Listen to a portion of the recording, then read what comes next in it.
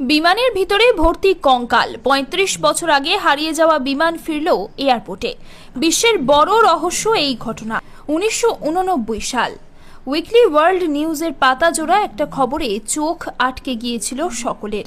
বাকি আর সব খবর মুহূর্তেই ফিকে হয়ে গিয়েছিল। এও সম্ভব?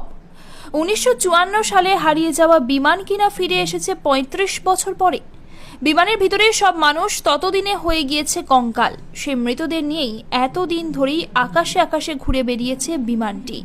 ১২ই অক্টোবর ১৯৮৯ সকালের আলো ফুটেছে ব্রাজিলের পোর্তো এলেগ্রো বিমানবন্দরে। চারিদিকে ব্যস্ততার চেনা ছবি। কর্মীরা গুছিয়ে নিচ্ছেন নিজের কাজ, পাইলটরা প্রস্তুতি নিচ্ছেন আগামী উড়ানের। এয়ার ট্রাফিক কন্ট্রোলের কর্মীরা বুঝে নিচ্ছেন সব ঠিকঠাক আছে কিনা।